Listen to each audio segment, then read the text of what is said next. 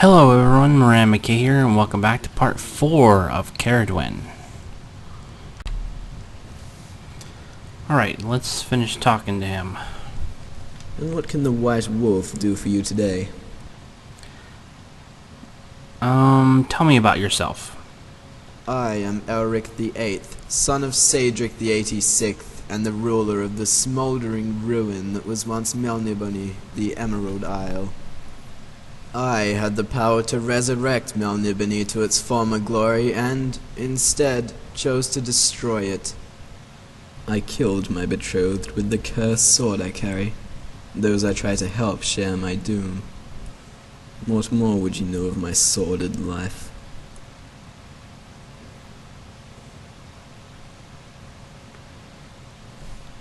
I've heard disturbing tales of your cursed rune blade.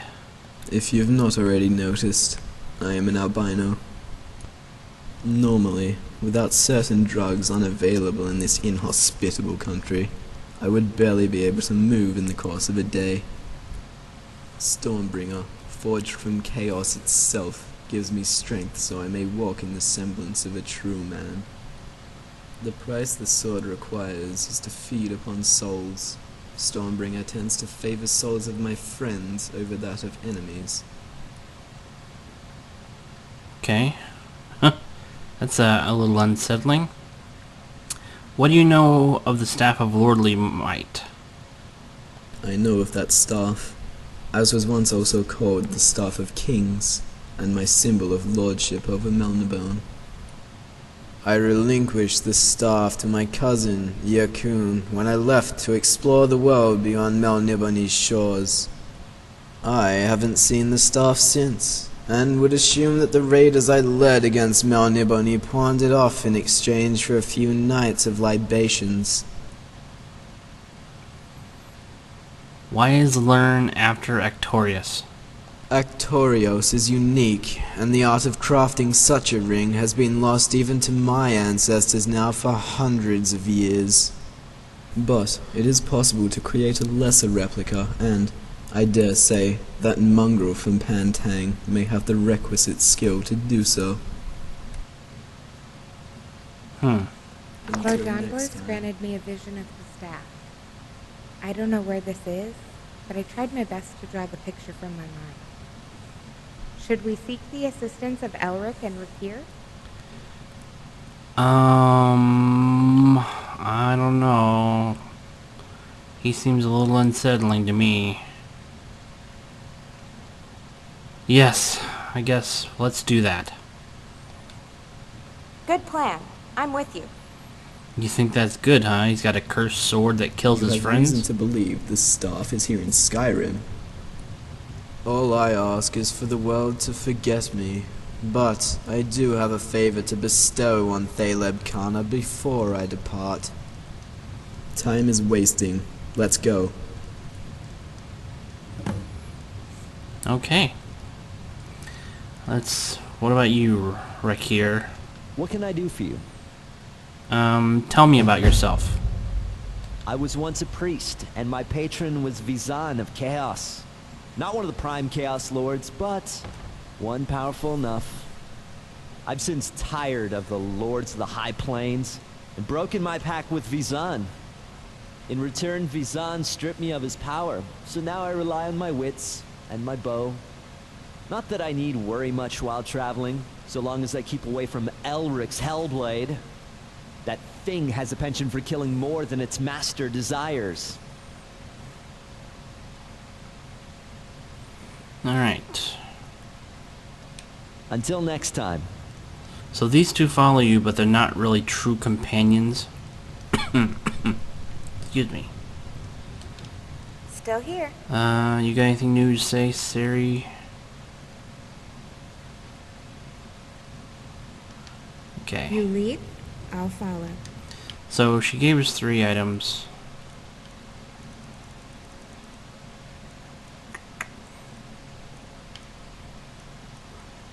Ceri's staff location. Location of the Staff of Lordly Might for my vision. I'm pretty sure that's a custom location. In fact, I know it is. And then Friends of Law. I'm going to read these real quick. They're not as long as those other books I read, but just giving them a read like that adds some spells. Adds a summon spell and a target spell for these two.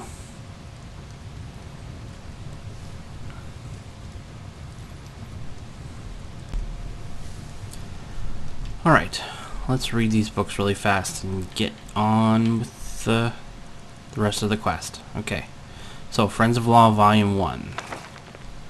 Friends of Law Volume 1, Elric of Melniboné by Michella, Dark Lady of Cainlorn.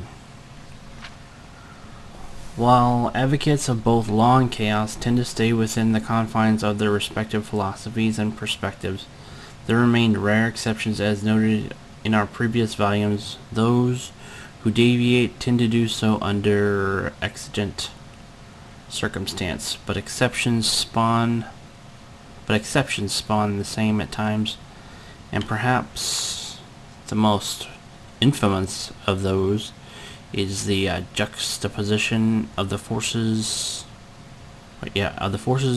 in Eric VIII, the last emperor of Melniboné.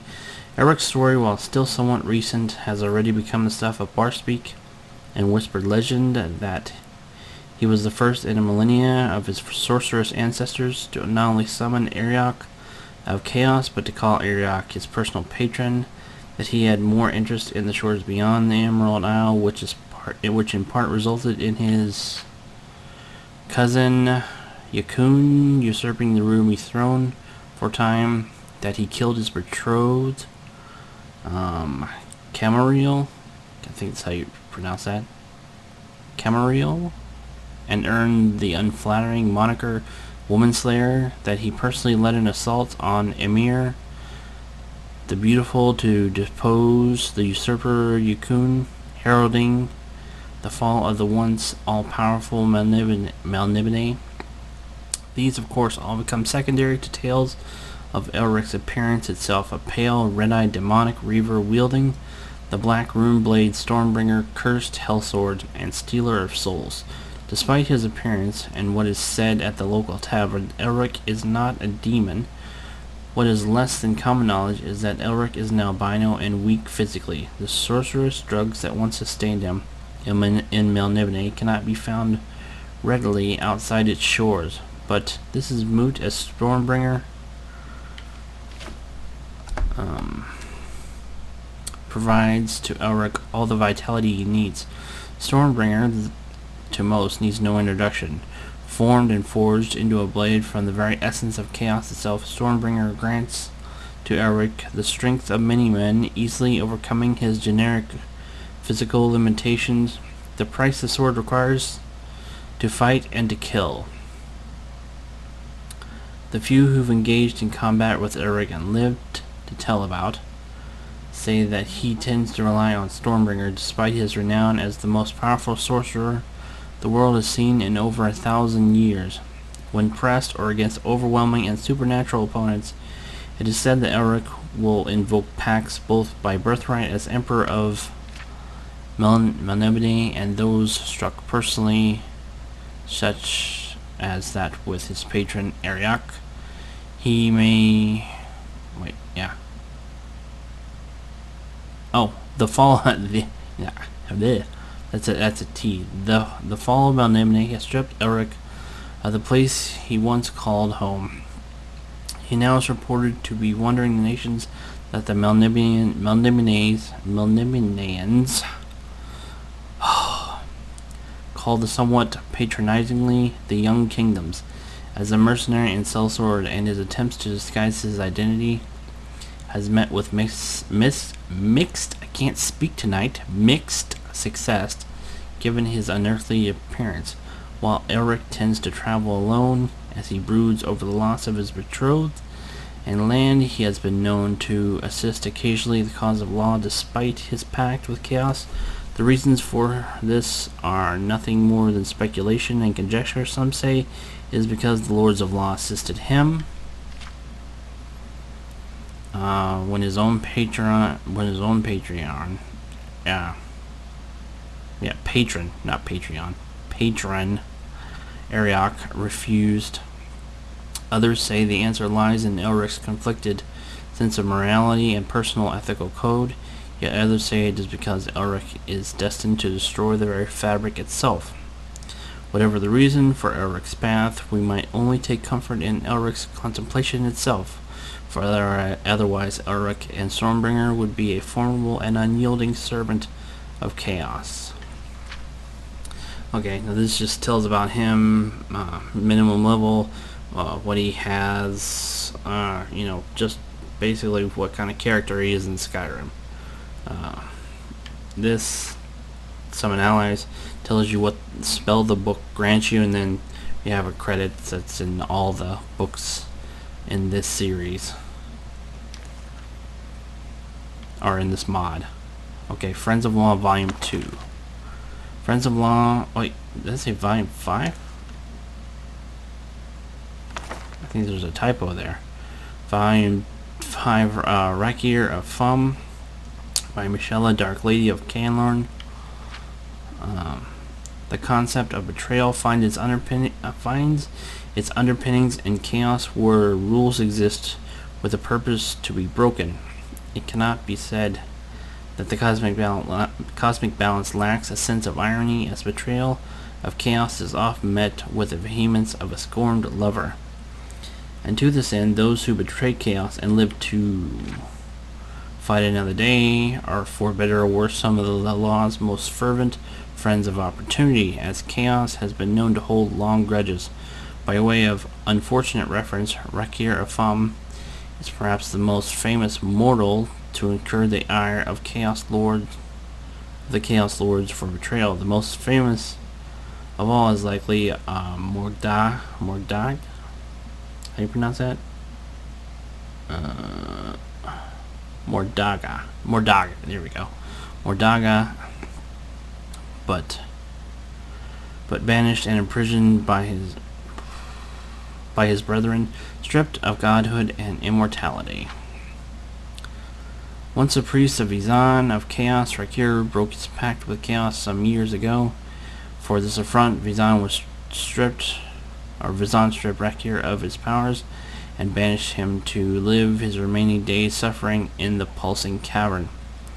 It is with more irony that Rakir's savior from this prison was none other than Elric of Melniboné during his quest for Stormbringer, and guided by Ariok himself, that Ariok outranks Vizan in terms of power and influence across all planes of existence, not only Chaos planes, leaves Vizan with little to say in the matter, except that it is rumored that Vizan's horns still steam when the topic is broached.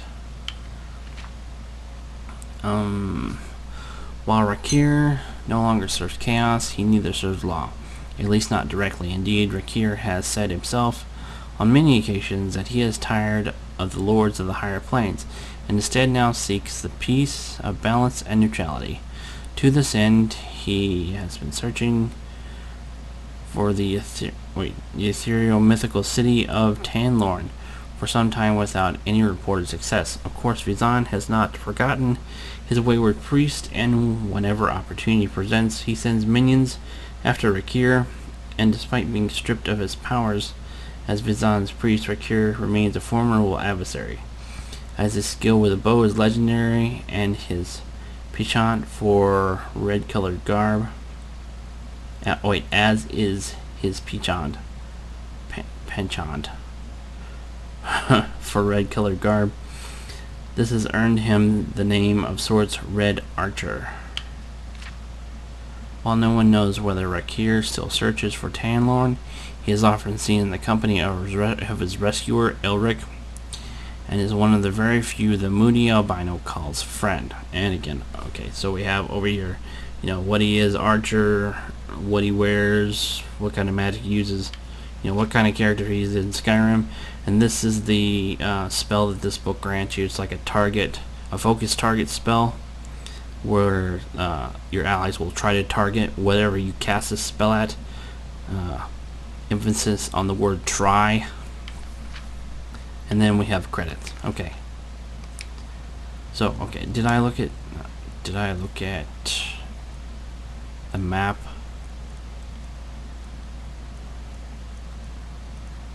I must have, because everything here has a... Yep. So we're going...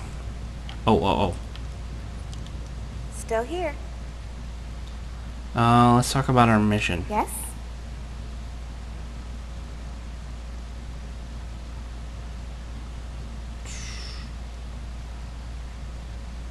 Huh. What do you recommend we do next?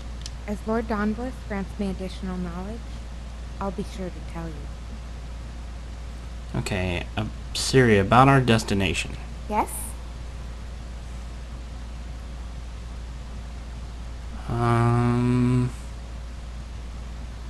I'll lead us there. As you wish. I recommend that you take the lead. Last time I let her lead, and everything went fine. But I'll explain this when we get outside.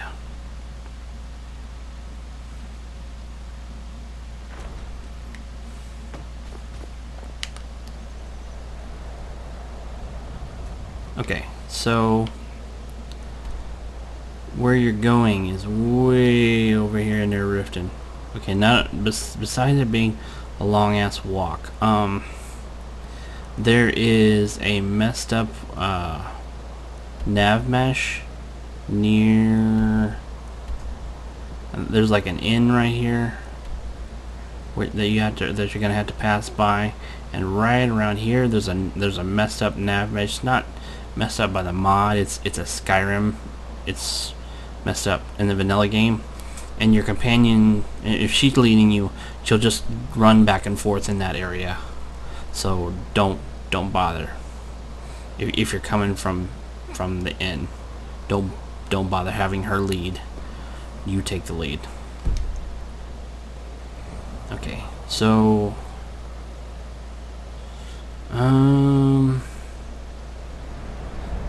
yeah, that's about the 15 minutes right there. So I will pick up the next episode outside of the outside of this place. Thanks for watching, everyone, and I'll see you guys later.